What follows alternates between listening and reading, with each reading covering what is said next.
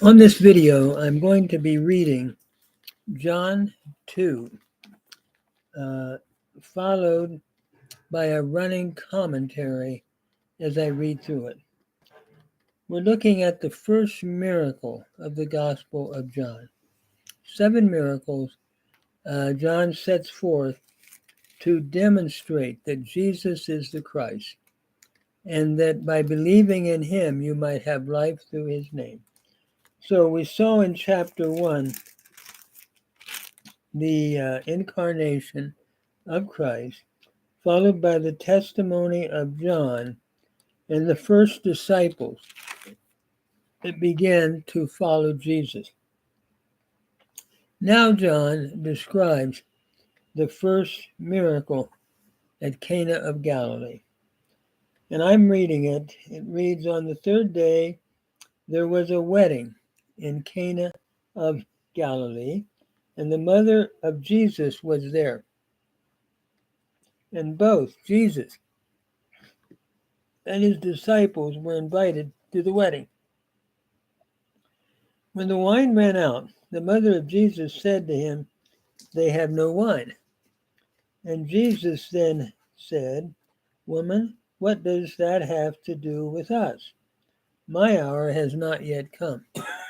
Sort of an interesting statement here. It's not that Jesus is disrespecting his mother, because he says the same thing on the cross. "Woman, behold your son. Son, behold your mother." So it's not a disrespect at all. But I think he's simply saying, my time has not yet come for me to do the bulk of my miracles. But yet he's willing to respond to this miracle. It's clear as we read on. His mother said to the servants, "Whatever he says to you, do." Now there were 6 stone water pots set there for the Jewish purification, containing 20 or 30 gallons each. Jesus said to them, "Fill the water pots with water." And they filled them up to the brim. And he said to them, "Draw some out now and take it to the head waiter." So they took it to him. When the head waiter tasted the water, notice what it is said here. When the head waiter tasted the water, he said that this is better.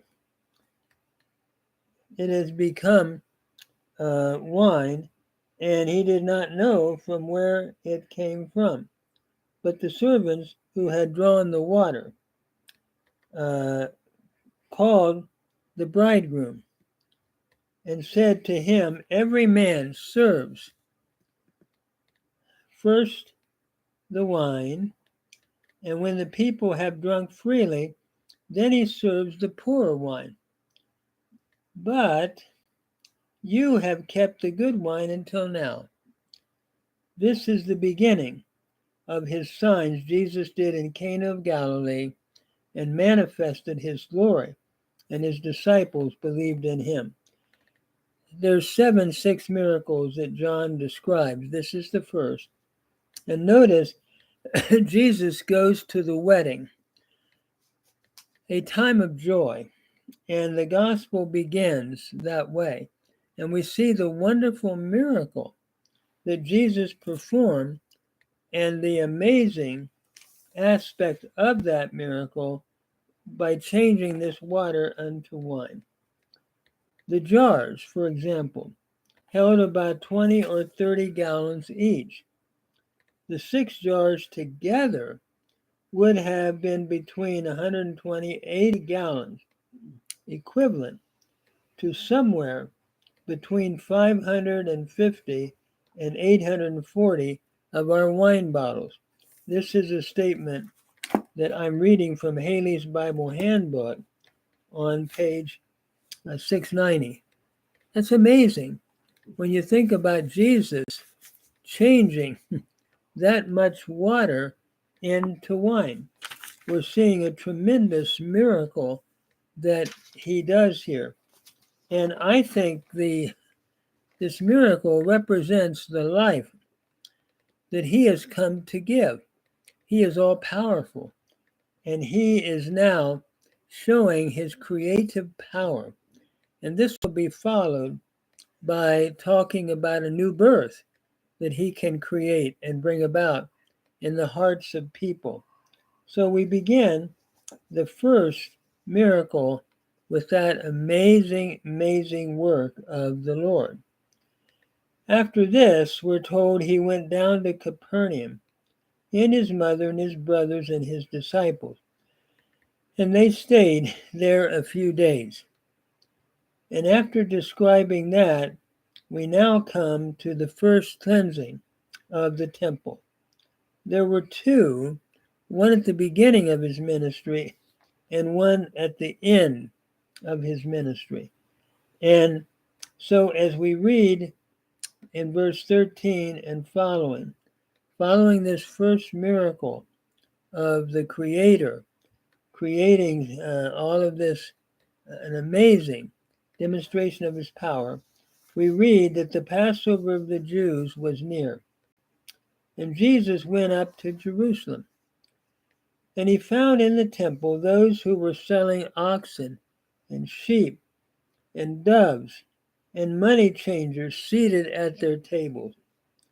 And he made a scourge of cords and drove them all out of the temple with the sheep and the oxen.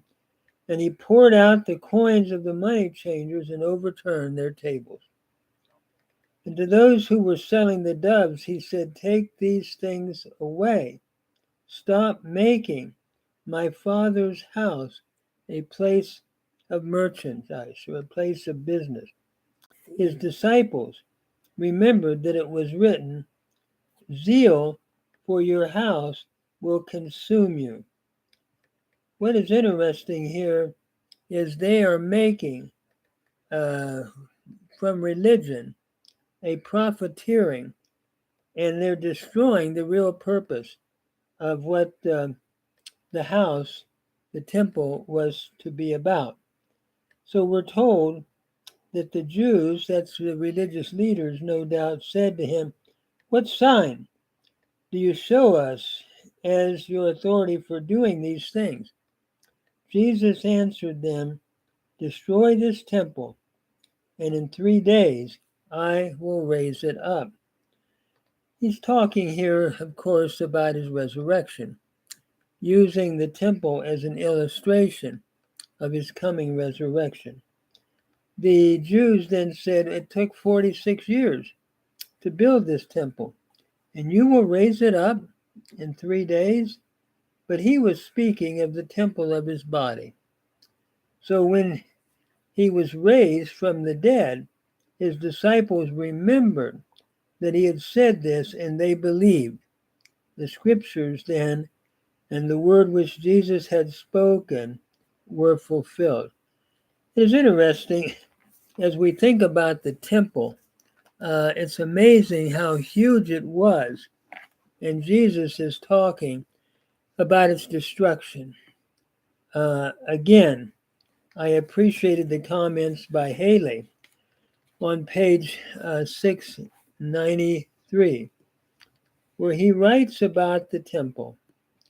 He said, "The temple, built by Herod the Great, was of marble and gold, was magnificent, surrounded by 4 courts on lower successive levels for priests, male Israelites, women, and Gentiles.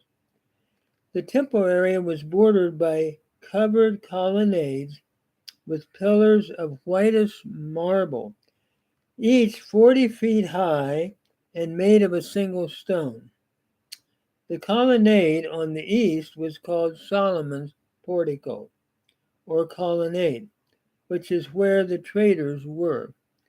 The whole area was surrounded by a massive wall, about 1,000 feet on each side, and was about the size of 25 football fields, or 4 average city blocks. Isn't that, I'm amazed at the size of this. And Jesus said this temple is going to be destroyed. And no doubt anticipating what would happen during the destruction of the temple later on.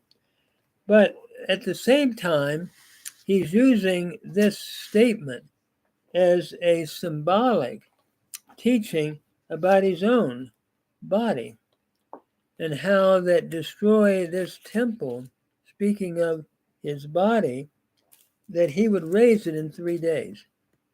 And that's exactly what happened. So it's an amazing prediction about this huge temple that would be destroyed, but how it becomes an illustration for Jesus of his resurrection, the glorious resurrection, that in 3 days he would raise his body to victory over death and reigning forever and ever. So John wants his readers to understand the omnipotence of Christ in bringing life by the illustration of the first miracle at the wedding of Cana.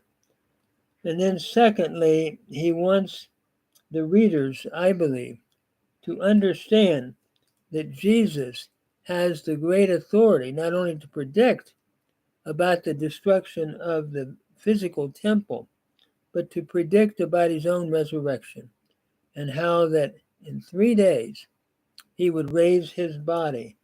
And that'll happen later as we read the Gospel of John. And that's good news because he's able to raise us as well, we're told in the Gospel of John, when we have our faith in him.